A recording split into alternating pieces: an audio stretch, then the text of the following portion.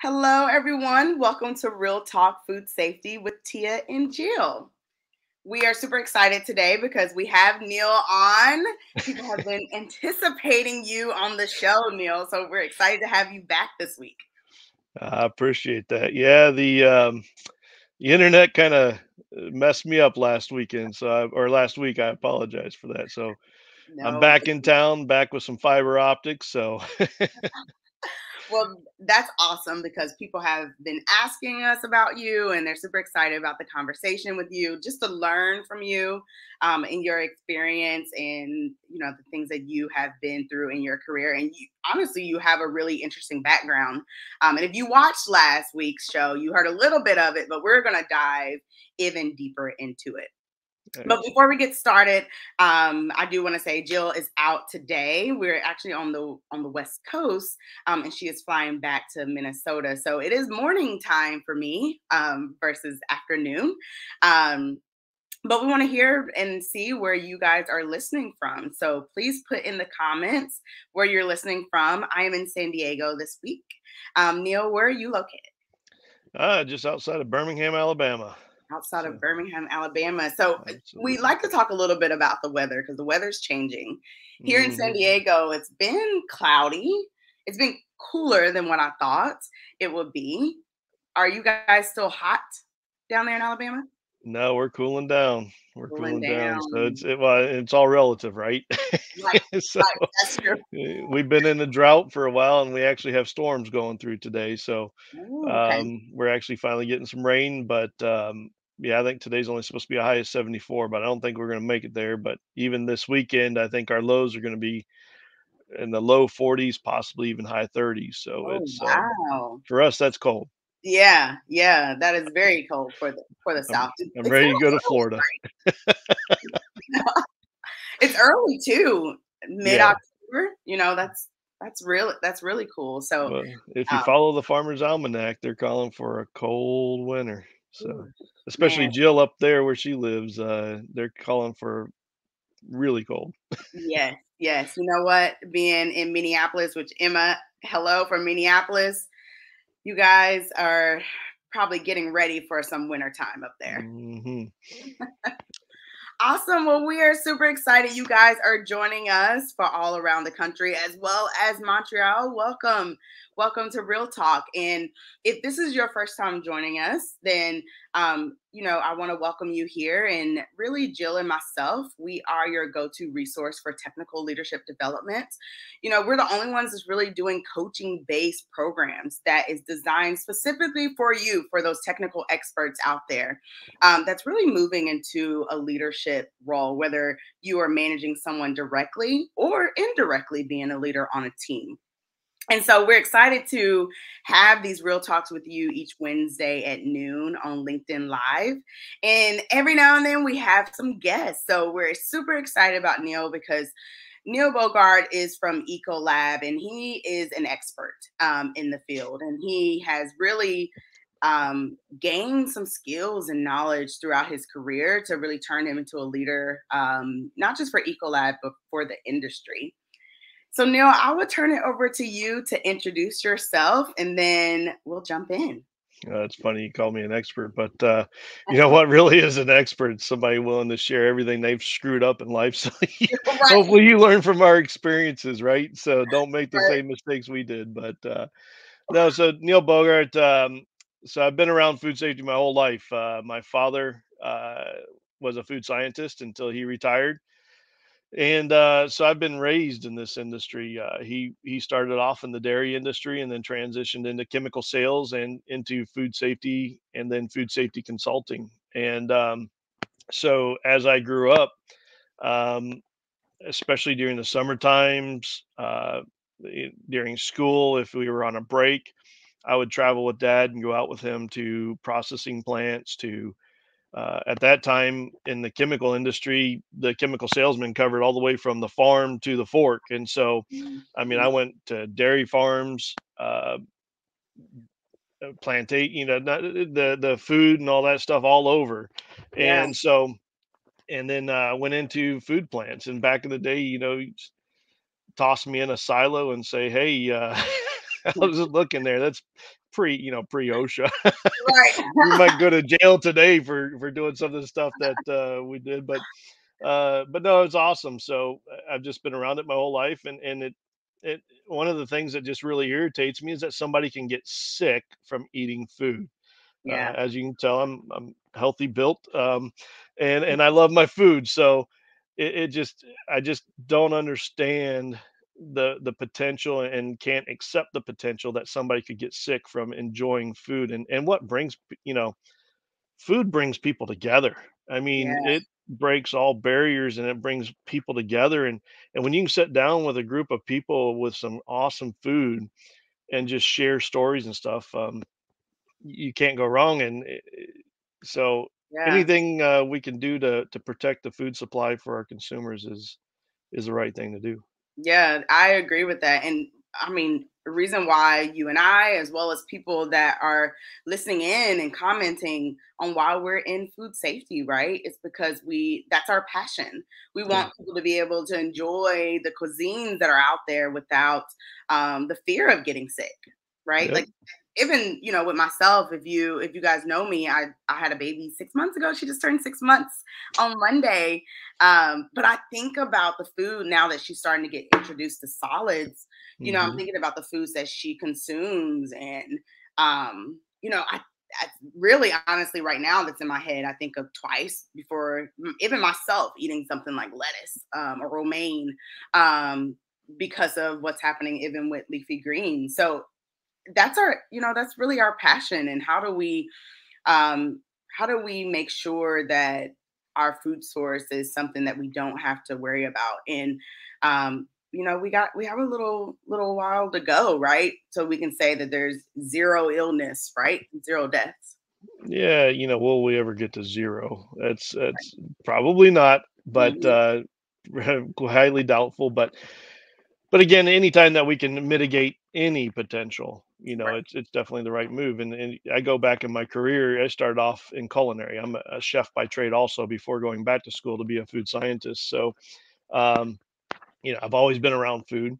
I love cooking for people, enjoying time with people around food, Hmm. and now I want to do everything I can to help make it safe Yeah. for individuals. So yeah.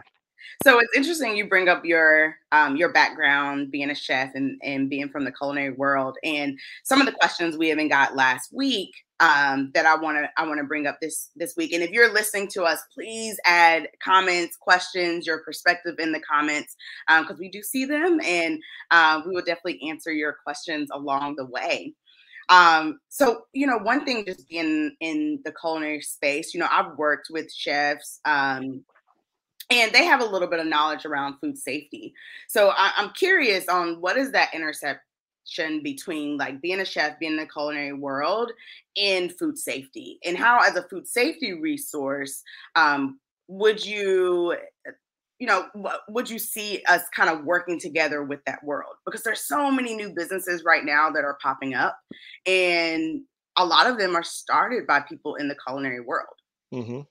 Yeah. No, I mean, and again, you know, kind of like the CEO of a large food manufacturing company, the chef is ahead of the food safety. They're Mhm. ultimately the responsible person. But if you look at the industry right now, the biggest pop up is the food truck Yes. realm. And you have a lot of people who've never worked around food before professionally, Hmm. um, saying, okay, for 10,000, 15,000, $20,000, I can start up a whole business without minimal, I mean, without significant investment.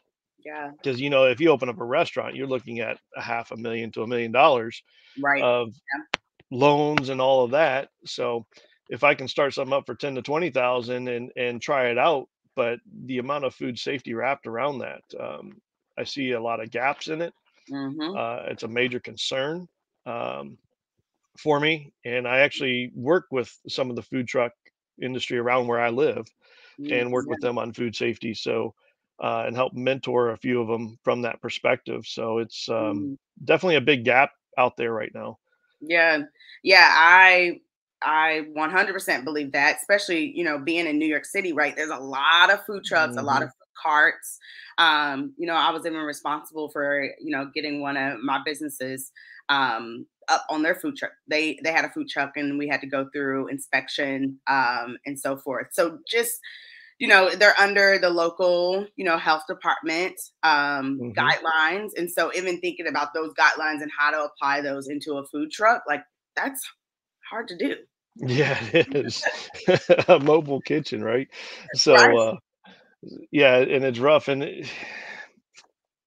I struggle with the local health departments too, because you go into some of these places and you look at them, it's like, how do you even let these individuals run their operations? Mm-hmm. Some of these some of these operations are going to make some people sick, Yeah. and but I've even had the comment back from one uh, inspector that he was not allowed to shut them down. Mm, It was a financial decision by the group that he worked with. yeah. And so there's politics involved and all that too, but still at the end of the day, you know, it doesn't do anybody the best to leave this stuff out there and not really watch over it because Yeah. it only takes one. Right. So Yeah. And, it makes our jobs hard, right, as food safety professionals when we're trying to work with our companies, right, around food safety particularly in the retail and food service space. And they're not being shut down or they're not seeing any major implications due to food safety, even though we know there should be work done, investment made into the space. mhm. It makes it a little difficult. But one of the things that we tell our small businesses, that we work with at Catalyst, is that the health department, and even really to an extent, the FDA, as they come in and do inspections and third party audits. Obviously we talk a lot about GFSI and the limitations of just prepping for the audit, right, is not going to save your organization from having an issue. Wait a second. And Wait a second. You said prepping for the audit. I can't let that go without making a comment. I mean, 'cause we you, hear it, right? We hear it yeah. in food safety where Oh, it's we like, do. how do we pass this audit? How do Right? we That's not the goal. we you talking to somebody and they're like, "Oh, well, we're prepping for an audit." Okay, you just failed my audit right there Mhm, because you don't mhm. prep for an audit. Right, It just you're not living the system, and right. so it Yeah.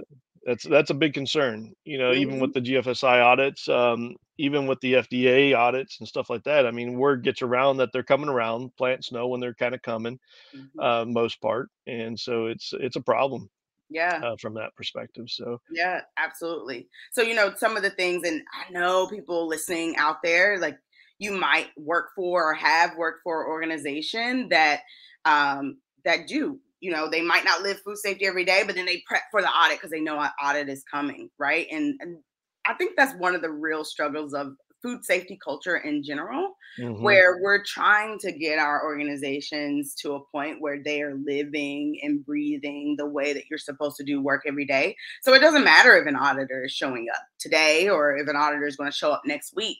You're going to continue doing what you're supposed to be doing because that's a part of the way you do work. Right, but how do you make that transition to that? Mm. Yeah, And that's the real question for the food industry right now is how do we make that transition and we know food safety culture is needed. right. Yeah. If you do a if you do a an assessment on the industry as a whole, we've had HACCP around since the 80s, major implementation of HACCP in the 80s. Hmm. We've had all these different auditing, third body auditing schemes come through. Right. Um, we have the FDA. We have all these different organizations. I mean, FDA is only one section. I mean, there's multiple different groups over food safety, Yeah. but yet we're still failing. Hmm. And why is that? And it's the ownership of the program. And Yes. I'll say I made the same mistake. I came up old school, and it was the quality department's program. Whoever the QA manager ran the food safety program, and I had to personally make a differentiation and a growth um, opportunity in my own career, and say, okay, how do I get it away from they're saying this is Neil's program? at my Mhm. companies that I worked for, and transition it into it as our program. Yes. And it was a major battle to go through that, but it can be done, Mhm. but it is not without a battle. Yeah. So, Yeah, so um, you're kind of talking about a situation where you really rebuild and reshape the food safety mhm, culture. And I remember you were telling, myself and Jill that it was hard and it mhm. almost killed you going through it for Yeah. those couple of years, right? I would love to hear your perspective on how did you turn it around there when we talk about, living and breathing food safety every day and the way that we do work. What are some things that you learned as you went through um, that situation that you can give our audience? Well, let's go back to the GFSI audit, and I don't want to tear it apart. It is a good system, Mhm. if you choose to utilize the system the way it's supposed to be used. Right. It's Yeah. supposed to be a living program, not Yes. a we're prepping Right. program.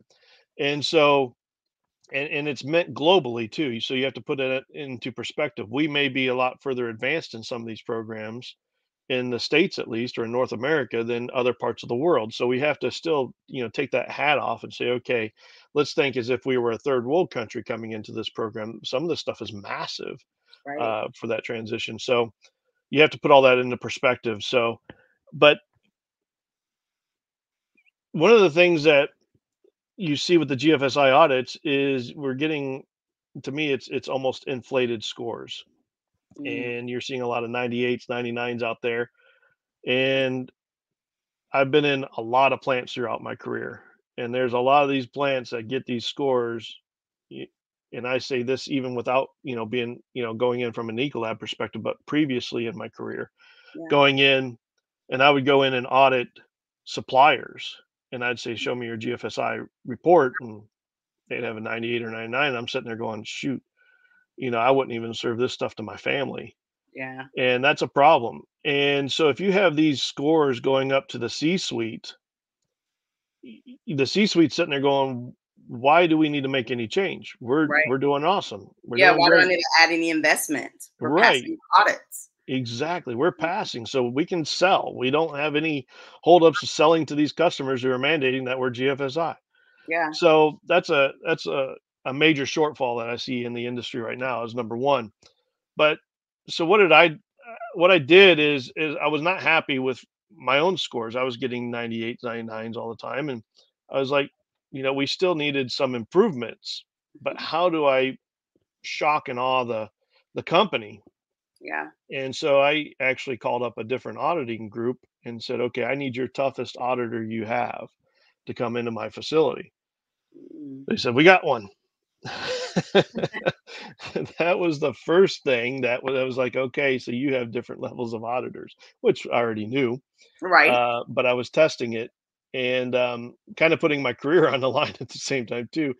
And so the gentleman came in, did a phenomenal audit, tore us up the right way, Yeah.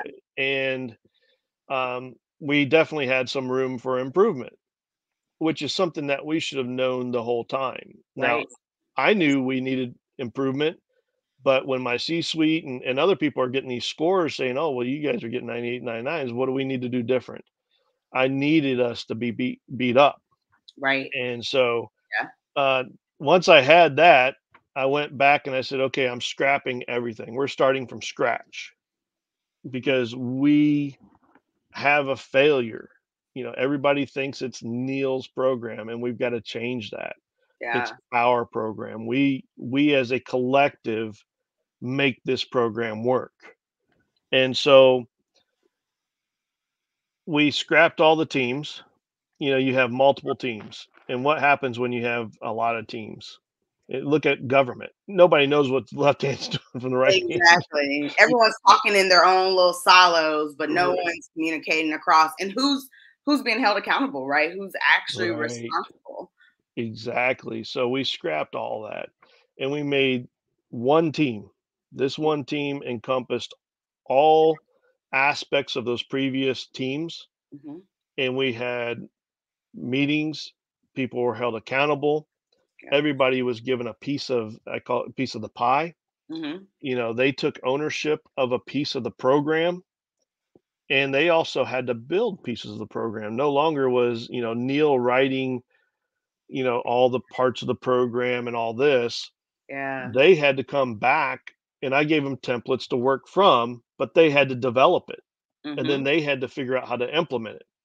And so when we started splitting it up amongst all the teams, including we even had the CFO on the team,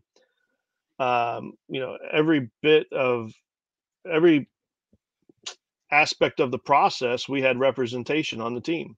Yeah.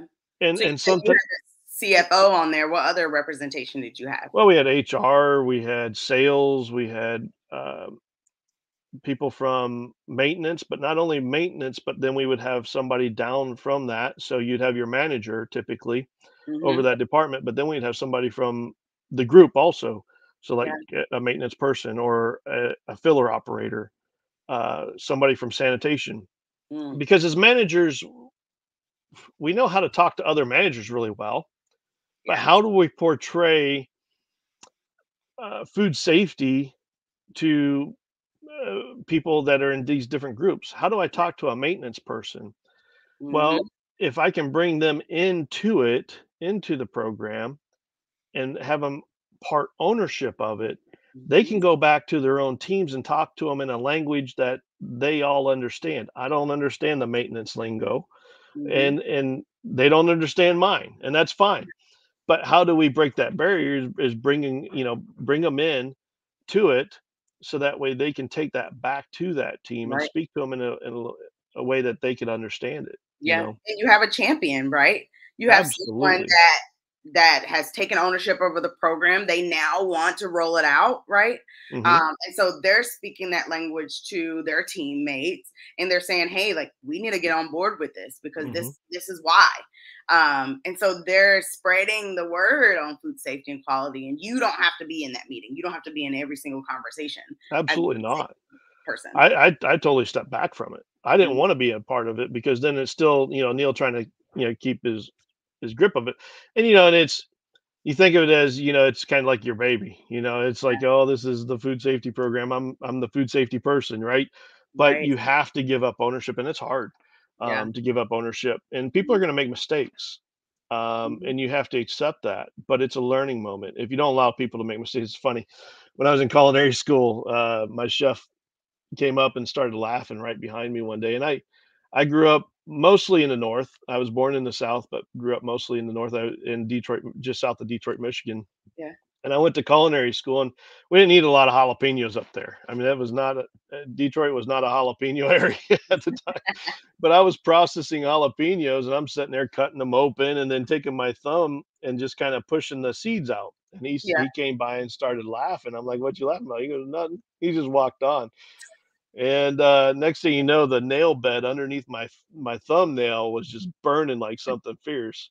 Right. Of course, he didn't stop me from doing it. He laughed at me and then moved on. But I made a mistake, and trust me, I've never done that again. Right, that's So, what I'm about to say. You definitely remember to not do that again. so but you have to allow people to make some mistakes, as long as it's not going to hurt anybody. Right, I wasn't going to die from that, but I was never going to forget it. Uh, right. Yes. So, but it's definitely that ownership, and then we talk about cost of quality, right? And Mhm. that's where the addition of the CFO to the team really brought a total different perspective, because we're always you have that battle from food safety to production, and it happens in all plants. I don't care what plant you're in. Yeah. Never seen it not happen.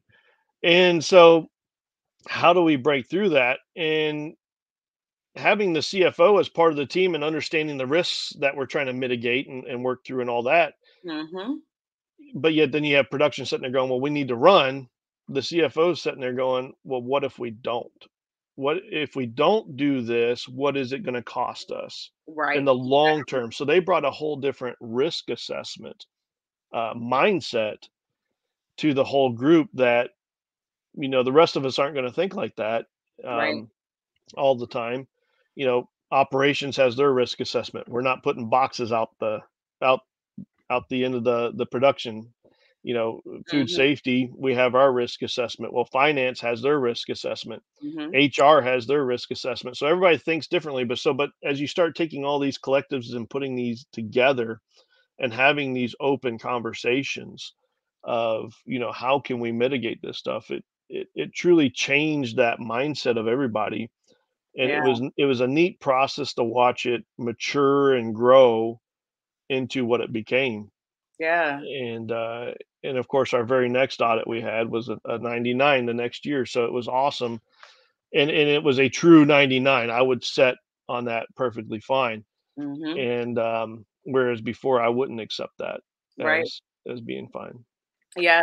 So I'm curious too about the when you called in an auditor, a tough auditor. And I know Marcel and Emma has made some points around it where, sometimes having that wrong auditor or or it's disappointing to see companies trying to manipulate that whole process. I'm curious when you called in your strongest, the toughest auditor, right, to come in Yeah, and do your inspection. It was for a scored inspection, right? yeah, Yeah. So yeah. I love that point because a lot of times you were bold, right? Because a lot of times people are It like, was let's do a mock audit and have the tough auditor right. come through and show us these things. But you were bold to say, no, like it needs to show on the official report exactly where we are. Yeah, yeah. Because I mean, it's a mock audit's only going to get so much attention, Exactly. and so to me, I really needed it to be. I knew we weren't doing anything that was going to harm a consumer. Right. I was comfortable with that, and you have to be comfortable with that, hmm but because you don't want any of that to come out in a major audit. Right. But at the same time, I understood our preventative maintenance program needed some tearing up. hmm Some different practices need to be tore up in the audit, and none of it relating back to true food safety, but it was more process hmm and mitigation of potential issues that could potentially happen if we don't get our hand wrapped around that. Right. And Exactly. and operations, part of the SQF program is ensuring you can produce product. It's not just food safety, but what are you doing to ensure you can truly produce product for this customer? Right. So there's that aspect of it, and a lot of people forget about that. Right, exactly. I So, think one thing that we struggle with in food safety, just as a professional in the space, the things that the auditor probably brought up to this organization, you've probably been talking about, mhm, right? Like you've been talking about it, you've been trying to get them on board with it. Um, Using your auditor to help have those conversations could actually be beneficial to you as a food safety professional. And honestly, I think that's a learned trait for someone in food safety to be able to say, no, I'm not going to go in here and hide these things, or mhm. there is a way to change the narrative or change the conversation, so some of those things don't even come up in an audit. Mhm. But there's also a way to bring those things up in an audit and to help that be a part of your influence as a food safety person. Absolutely, and it's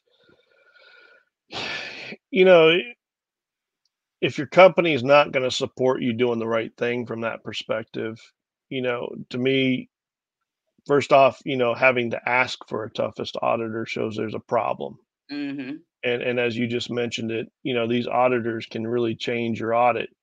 And I've even heard from a couple auditors state this specifically. They're like, "Well, I can't write them up for that because if I write them up for that, I'll lose the contract moving forward."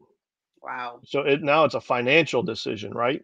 It's Wow. not wrapped around food safety or all the other aspects that are actually included in a GFSI audit, because it's not all Right. just food safety. Right. And Yeah. so that's a real problem in that whole arena of third party audits, is having some control over who your auditor is. Right. And, Yeah. and it's a well known fact in the industry. It's used. I mean, people. I hate this. I mean, it's a known fact. I mean, a lot of people talk about it. You can choose your auditors. Mm-hmm. and everybody talks about the auditors, who's easy, who's hard, and stuff like that. Right. And Yeah. so it's a big problem. But at the same time, I think if you truly believe in food safety, you can't live that game. You're right. You have to take it upon yourself to really enforce food safety, or to Yeah. me, you're not really doing what you're there to do. Yeah. And if you're afraid of losing your job over that, trust me, there's a lot of companies out there looking for food safety professionals who are willing to take on somebody who really drives for true food safety. Mm-hmm. Yeah. Yeah. So I love these tips that you've given around like, and Nikki even calls out that she uses her USDA auditor exactly for that, right? So I think that first step is really just getting that data however you need to show people that, okay, this is the true state of our organization. And a Hmm. lot of times you can do that through an audit or using your inspector or using a walkthrough. Sometimes people use consultants. Like we've even gone in and done assessments because the team are like, hey, we've been telling them this is not a good idea. Can Yep. you come and look at our facility and give a different perspective, right? Yep. So getting someone else on board with you, and then I love the comment around, this is not Neil's program, right? This is our program. And I've had to have very similar conversations around, I remember having a conversation with a senior leader, and I was talking about finished product testing Hmm. and environmental swabbing. And I was like, this is where we should be, right?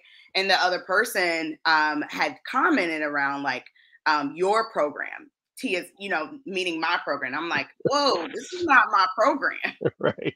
I'm like, this is not my program. We're building it for something that's going to be here longer than I probably will. Right. This is our program. How do we want to represent our products? What do we Hmm. feel like is our risk? What are we comfortable with as an organization when it comes to risk? Those are the things we need to be asking, not what Tia wants, Right. right? Right. Of course I have a perspective, because I have a background, I have experience, but this is not my program. So I love that comment that you made, because I feel like a lot of us are in that situation where it's like, well, this is your program, or I don't agree with your program, or Hmm. this is how you want to do it. It's more around like, no, how do we get on the same page, because this is representative of how we want to be seen as an organization. Yeah, absolutely. Yeah. And it's, again, it's a tough battle. It's giving up your so-called baby, your Mhm. program that you actually almost self prophesized it becoming your program Right. by Yeah. writing it, controlling it, not giving Mhm. it up, and all of that. So you have to be able to break away from that Yeah. and be able to do that. And it's not easy by any means. And trust me, that was 2 years of hell in my life. But at the same time, to be able to see what came out of the stress and the work and the hours and all that stuff was definitely worth the payoff. And my whole mindset, but not just my mindset, but a lot of other people's mindset that was in that organization. A lot of people in the food industry go from one place to another. Yeah. They typically don't leave the food industry; they're going to another food plant. So Mhm. you hopefully, hope that they take that same mindset on to the next group and maybe take some of those practices over to the next group too. Right, exactly. Okay, I have one more question about this experience, and it's around building that team. Hmm. Once you kind of got people on the team from finance to maintenance to operations to HR, how did you influence them to really take accountability and have some skin in the game? First, it was education because again, they don't they first had to learn some of the lingo. They had to learn what is food safety. You talk about, we have training programs, we teach food safety all the time in our plants and all this, but do they truly understand? And it was very evident they didn't. And so that's a problem. So we first had to go through that. And then by giving them a piece, their own ownership. When you give somebody ownership, true ownership of something, and you turn it over to them to develop, and it becomes their baby that they're attributing into the mass. Yeah. um, and giving them the right to do that. I think just that self ownership of they trust me to take this on. Yeah. They're giving me the authority to take this on, and people like authority, number one, Hmm. but um, and just that them knowing that we trust them to take this on. Yeah. Now, it doesn't mean that they were going to be 100% correct, and they would bring their programs back, and then we'd all talk about it collectively and come up with a final decision. But at the same time, uh, it, it it went fairly smooth because then everybody knew they had ownership, and they all had to answer to the group. Yeah. And so there's some of that peer pressure on there Yes. also. So from that perspective, and um, so it was a neat transition to watch people through it. Some people Hmm. didn't understand why we were doing it in the very beginning, but Hmm. by the time we were done with the main part of the process, they're like, "Wow, thank you for including me. Thank you for asking me to come on board." And so it was a neat transition, Yeah. especially during the next audit too, Right. because now as the audit came up to that section, you know, where before I would spend the whole time with the auditor, and then we'd bring a few people in here or there. Now it was like I spent a very little bit of time with the auditor, and then it's like, okay, that person covers this, so boom, Right. that person took care of that part, and then Right. this person took care of that part, and then as they got a chance to go through the audit with the auditor, um, again, it gave them a whole different perspective also. So Yeah. it was a cool experience. Yeah. And what you're talking about really is food safety culture, right? Hmm. It's embodying everyone that's there. It's everyone is a part of that. Everyone's speaking the language of the organization from a food safety standpoint. People have their ownership, people are responsible for it. And Hmm. even the people like you're talking about that's responsible for implementation, right? A lot of times that's also investment on their end, right? So Right. maintenance is investing either monetary resources or people resources to implement, to sustain, right, and to improve Hmm. over time. Yep, I love it. absolutely. I And love then ultimately, again, having the CFO on board, I mean, they're the ultimate purse strings, right? it. Hmm. Yes. So, Yes. and again, the more they understand the process, the program, and true food safety, Hmm. um, I think it helped from that perspective also, Yeah. because then it's easier for them to go back even to the higher, to the CEO or whoever they need to go to and say, okay, we really need to do this. Right. Right. So, Exactly.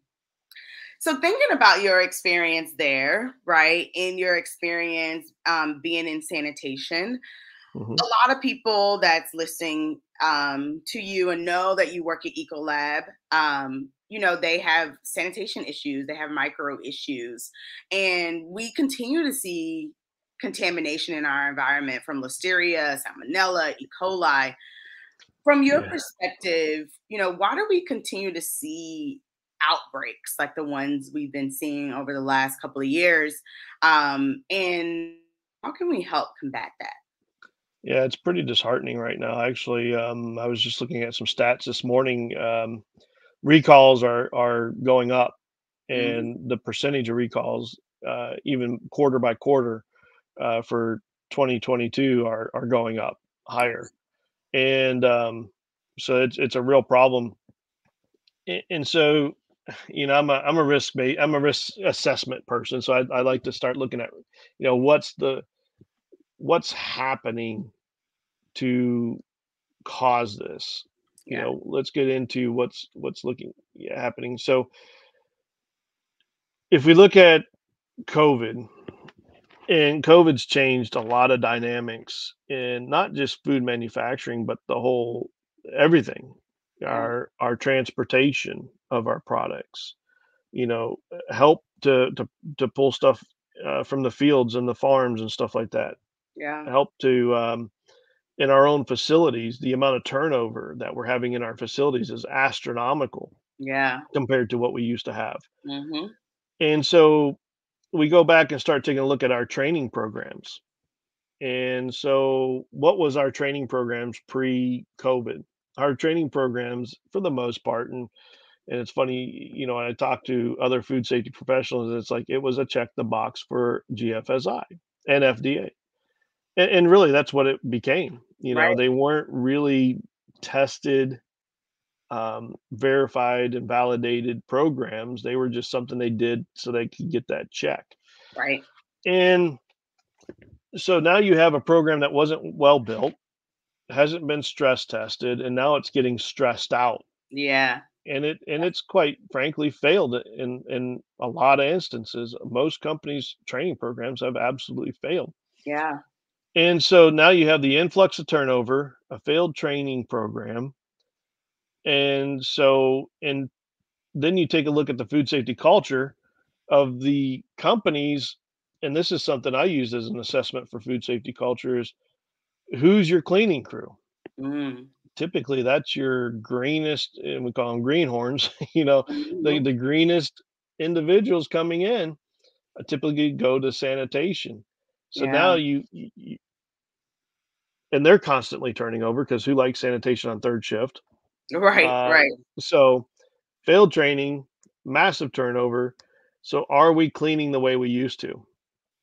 And we're not. Yeah.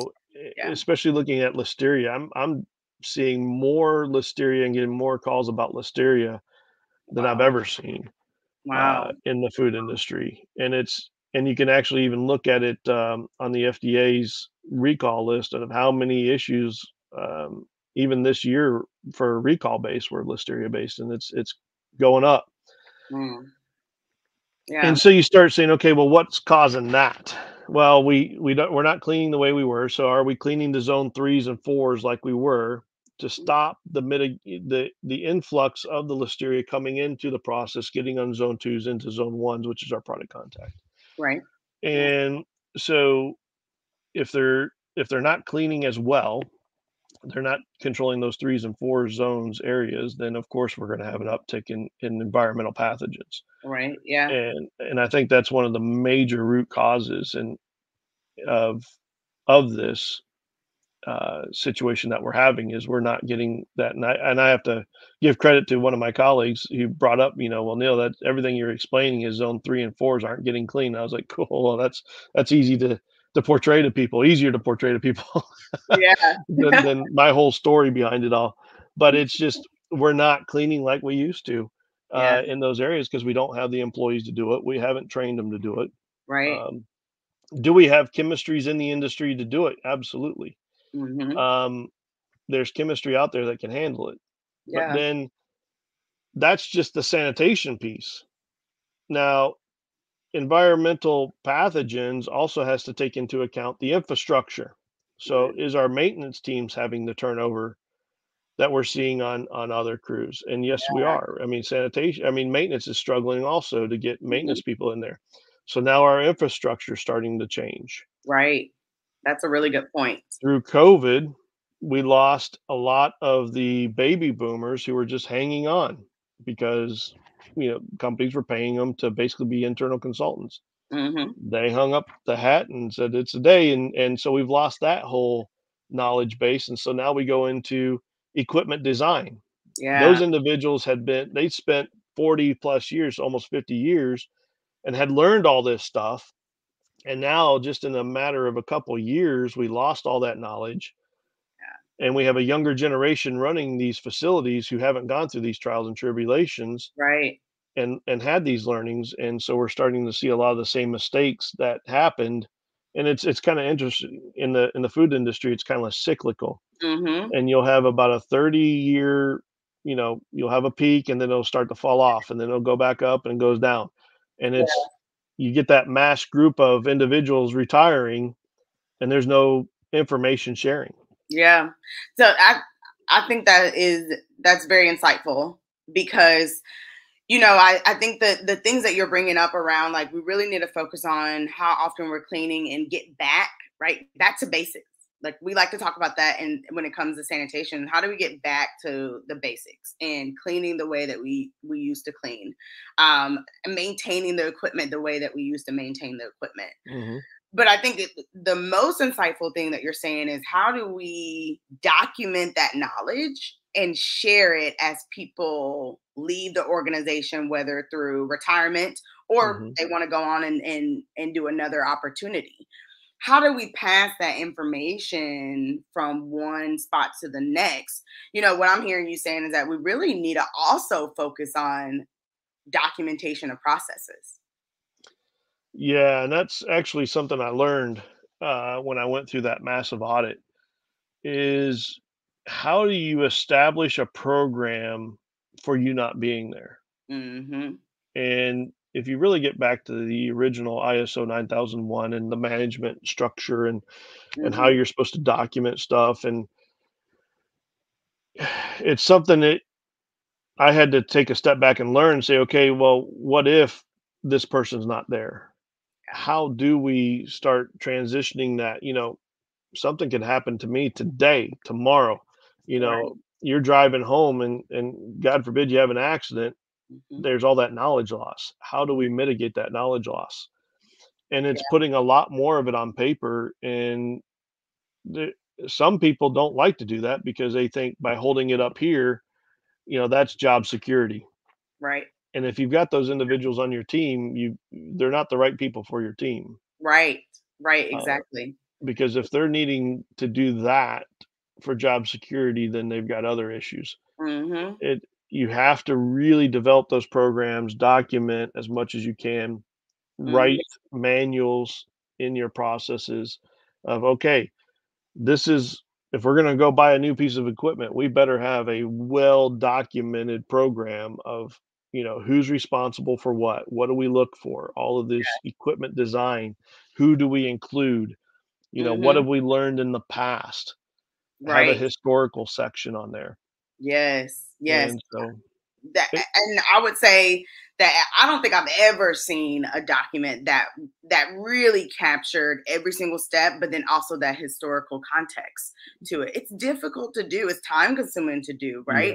yes, yes. But it's something that must be done because, like you said, someone could move on, or that knowledge could be lost. Someone could be on vacation, even, Oh, right? absolutely. Yeah. And unavailable. And then we run into a situation, just talking with people. I'm like, oh, how do people know how to do this task? And a lot of the answers that I get is, oh, that person's been in the role for so long, they know how to do it. And I always have to restructure my question to say, if I'm new to the organization, how do I know what to do? Yeah, it even goes as far back as, like, let's say your preventative maintenance program, which I really don't like the term preventive maintenance. It should be predictive maintenance. Mm, Follow the airline industries and knowing that, we wanna predict stuff before it fails, right? right. We don't wanna predict we don't wanna have something failing while we're in the air.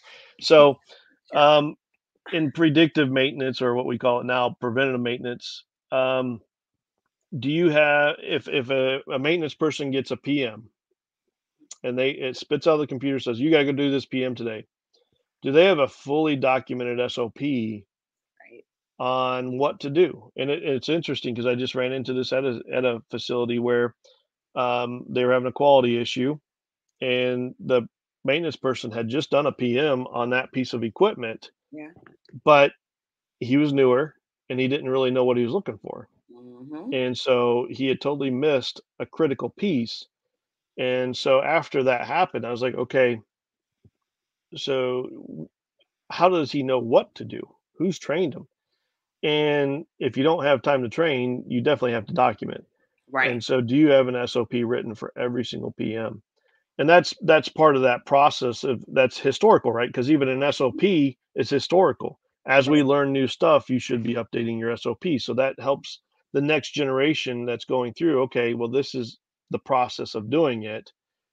Um, Yeah. and then if you keep the historical records from it, they can see the migration Right. of why stuff was changed. Right, exactly. I think this is a part of the conversation. Like, even as we talk, we have small businesses that watch Real Talk Food Safety as they trying to learn. Like, okay, what does food safety encompass, and how do I tackle this? Mhm. This is a really good example of why food safety is not a one and done. Hey, I have my HACCP plan, I'm good. Oh, we have these PMs, we're good. It's really about the ongoing documentation of these programs, Mhm. in the continuous improvement, how does it change? You really should be reviewing this Yes. stuff annually and updating your documentation. Just that in itself, right, is a job. Hmm. It's a real job that many of us that's on the call today, that's what we do, and it's not a one and done investment. It's an ongoing investment of time and resources to make sure that you have this documentation. Absolutely. It's a maturing program. Mm-hmm. And if, I always say the day you stop learning is the day you're 6 feet under. Yeah. So you think if your program's not learning, what did you just do to your program? You killed it. Right. So if you're not growing your program and making those changes and making an effort to make those changes, then you have a failed program. It's Right. going to fail. It may not today, but it will. Right. There's instances out there that show that in the food industry. Mm-hmm. There's a lot of companies that were around for a long time that are no longer around. But if you would talk to them before their incident happened, it's like, well, this is the way we've been doing it forever. Right. Great. Well, that now just killed somebody. Right. So And now you no longer have a business. yes, You and know? it's a bigger threat for the smaller to medium sized businesses. The larger conglomerates can absorb, and it's you can see it. They can absorb a recall. Yeah. But, what does a recall cost a company? It's to a smaller mid-sized company, that's your company's done. Right, exactly. I mean, your whole thing is around building trust so people will buy your brand.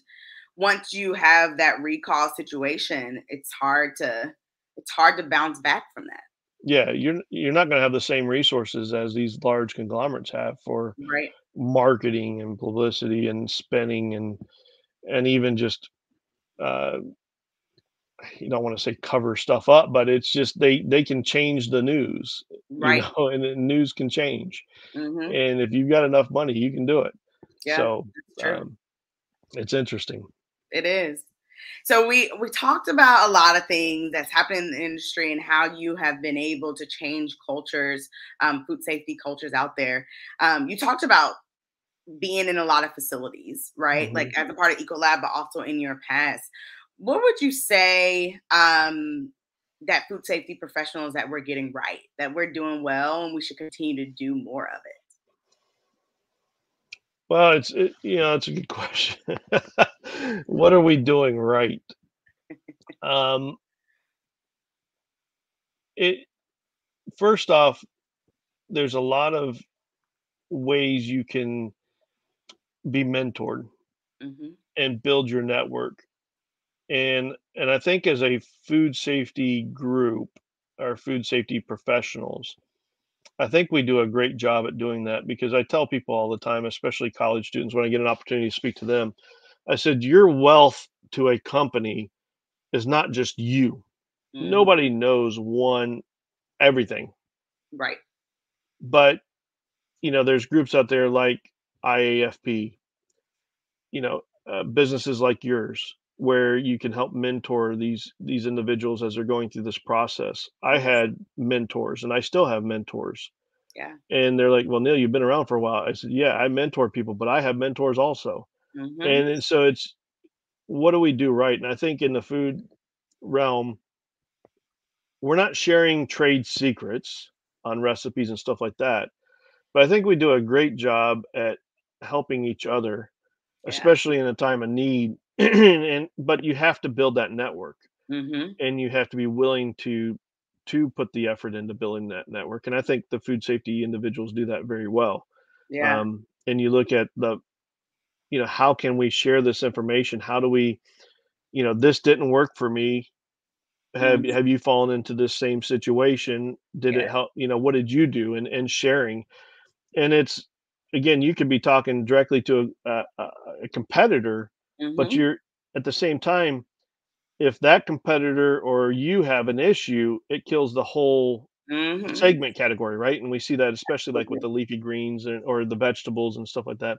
Yeah. Um, when the spinach incident happened, I mean, that killed the spinach industry for years. And Hmm. then look at romaine lettuce. I mean, romaine's struggling as a Yeah. business. So Yeah. yeah, that's the big thing is how.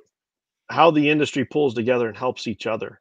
Yeah. Because I think we all wake up in the morning wanting to have the same effect of, what have we done to improve food safety, not Mhm. just for my facility, but for the product segment and just food in general. Right. I think that goes back to the very first thing we were talking about. It's that passion, right? Yeah, It's a passion around food safety and making sure that no matter what brand we're eating, no matter where we're eating, what restaurant we're eating at, that we can feel safe about that food and that we know that you're not going to get sick from it. that's right. And it's one of the reasons why we started Real Talk Food Safety, right? Is because we want to share that information and we really do believe in being better together, and we are better together when we are sharing, when we're learning from one another. And I mean, we see it, right? You've seen it in your career. And so, I would definitely encourage the people that are listening and that's in the comments, reach out to us, because we really are better together when we're solving these issues. Absolutely. And if you don't already belong to an organization like IEFP or stuff like that, I mean, I think you're doing yourself a disservice Yeah. because you do need to build that group of individuals that you can call upon. Yes. And it's eh, I'm not going to know everything, but Hmm. I have a large enough network that somebody in my network's going to know. And so that's the wealth you bring to a company. Hmm. And so when you put that work into it to build that network, I mean, it's pays off in major dividends. Uh, Absolutely. Absolutely. So I'm going to share our email at Catalyst. You can reach out to us anytime. Send us any questions that you have, anything that you need. We really are here for you, and you can send us an email. Let us know what's going on, and you can also connect with Neil. He's on LinkedIn, and we truly believe in being better together. oh, absolutely. And I mean, you guys couldn't be have greater people hosting this. So Jill and Tia, I mean, are phenomenal, and it's just the passion behind food safety. You guys have awesome, and I don't even want to call it a job. It's not a job. Right? It's Yeah. a passion, Absolutely. and and it's fun to be around other people with that same passion. So Same. I Yeah. I appreciate the want. opportunity. Absolutely.